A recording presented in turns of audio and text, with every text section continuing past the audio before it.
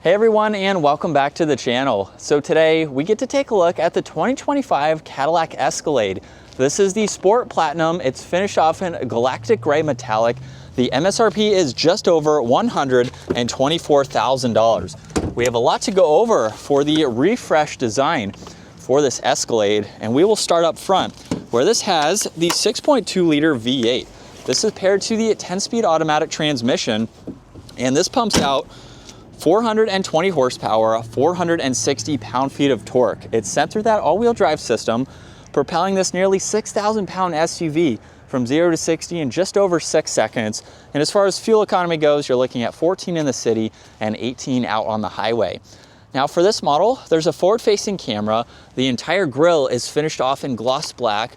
There's also LEDs for all of the lighting with more gloss black accents, all of the parking sensors, even the sensor for the distance pacing that is in the lower section there, and then some very nice lines that come down the hood, still giving it that distinctive Escalade front end. Now this model also has air ride suspension, so I currently have it in the highest setting. It's definitely a big vehicle with it in that setting. It also has a very nice set of wheels with that multi-spoke design. There's the power folding side mirrors with the camera and the turn signal, full moonroof up top, and then all the window trim is blacked out too.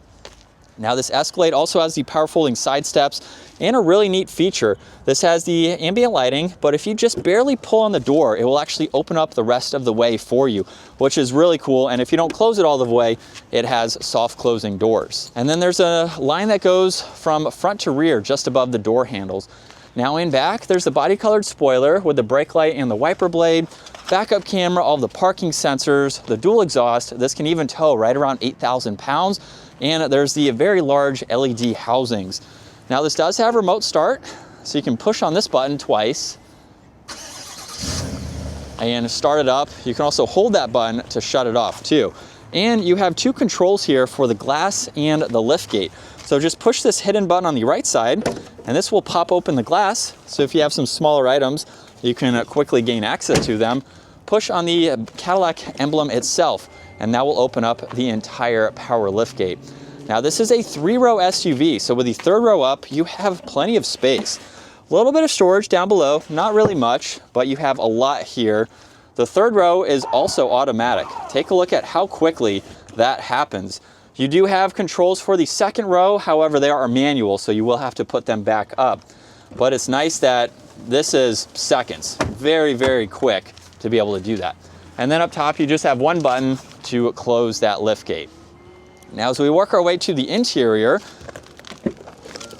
it has a very nice design with the wood trim accents, brushed aluminum accents. There's lock and unlock window control and storage down below. And then this model has captain's chairs. Now they do move forwards and backwards, and then the easiest way to get into the 3rd row is to pull this lever twice. So that's the first part, and that is the 2nd part. At 5'10", I can work my way into the back, where it's really not all that bad. You have some storage, you have auxiliaries, you can even use these controls to fold the seats down. And I have about 2 inches of headroom between the Alcantara headliner. So it's very spacious for adults to sit in the back. And then you can easily flip this seat up and then slide it into its position. Now you also have a grab handle too, to make it easier to enter. Where there's storage pockets, these captain's chairs are heated. There's the climate adjustments, cup holders, and then auxiliaries down below. You even have the tablets here where you can watch movies, go through some of that information, hook up some devices to that. There's adjustable armrests too, and these seats recline, so they make it very comfortable. Now up front, there's memory seating adjustments, window controls, side mirror adjustments, more storage down below, and then the automatic front seats. And we are greeted with a really neat design for the steering wheel. So let's turn this on. There's paddle shifters on both sides. All of the cruise and even super cruise adjustments are on the left with distance pacing. You also have set and resume above that. On the right side, there's tuning, Bluetooth and voice commands, shortcut to your music, and you can even go through a few different settings with the gauge cluster here. So you'll notice we're on the augmented reality. You can go into the driver assistance. You can pull up Google Maps, so you can have that on full screen. And then you can even get into just the gauges. So if you want to pull up your standard gauge cluster, you can pull that up and have that. So you have a few different configurations there. On the left side, there's the trailer braking system, e-brake, all of the four-wheel drive selectors. You have the height adjustment for that adaptive suspension, and then a few different modes that you can go through within the gauge cluster setting here. So just push on mode, and you can go into my mode. You have touring, sport, off-road, and a tow and haul mode. It will also change the steering, suspension, and the engine sound depending on the mode that you're in, or you can customize that, of course. This also has a head-up display. And then for the rest of the infotainment system, on the home screen, we'll show you all of these icons here. There's also a split view. You can look at your music, pull up Google Maps in full screen, look at your phone when that's paired. There's a trailing system, so you can monitor that. And then the last one will release the glove box, so you can do that. Now, you don't have to use it as a touchscreen system because you do have the controls down below, so you can quickly get through all this information with that rotary dial too. You'll notice a lot of wood trim just above that. There's air vents underneath that. And then there's a small screen right in the middle to go through all of your climates. You can do front and rear, so you can adjust those. There's defrosters up top. You can even pull up traction control and monitor that. You have sync, AC, the heated seat adjustments, along with ventilated seats and heated steering wheel, so you can get into those. You can also get into your front and rear for where you'd like the air to go. You can also pull up your massaging seats and the position. So you can monitor all of this from the screen itself if you would like to.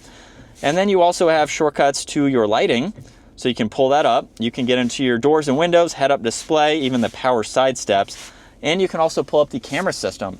So you have shortcuts that you can pull up for both front and rear to be able to get through all of those. Now you have power and volume down below too. There's wireless charging and even storage behind this. So it actually connects both sides there. There's the hazards, auto hold, engine start stop. You do have an on-off for the AC. You have cup holders, more storage and auxiliaries, even more storage down on the sides. Now up top, this does have the digital rear view mirror, so you can go through that along with the garage door buttons. There's the controls for the sunshade sunroof. You can fold down the back seats, adjust where you want the liftgate to open up. There's a dome light on both sides. And then over on the passenger side, you can actually use this screen very similar to the screen in the rear. So you can go through these adjustments here where you can pull up some information, even look at your vehicle status if you would like to, and then you can shut that screen off. So your passenger has their own separate screen, which is nice. And then here's a look at visibility. It's very easy to see. For a big vehicle, you have a lot of glass. And then this is the shifter, so you can go up for reverse and then down for drive. Park is located on the end of the stalk. But let's put it into drive and get this out on the road. And we are still in sport mode, second gear. Here we go.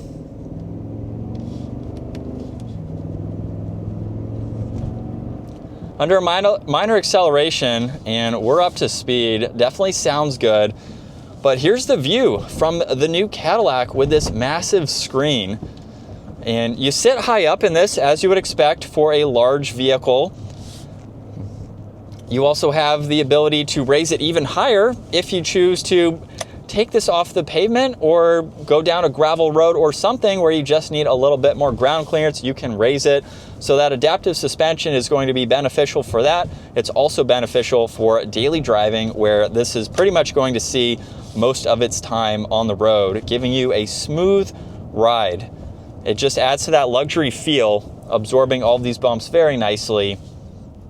It's also quiet too, as you would expect from the Escalade in general.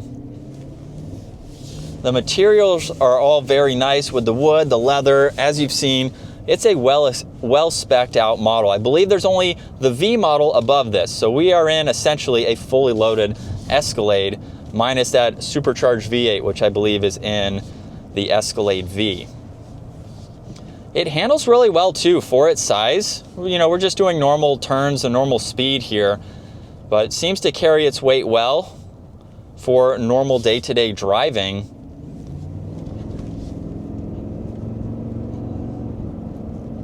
And it's definitely a big vehicle, and one that if you are looking for the flagship SUV, you're going to have pretty much everything that you want.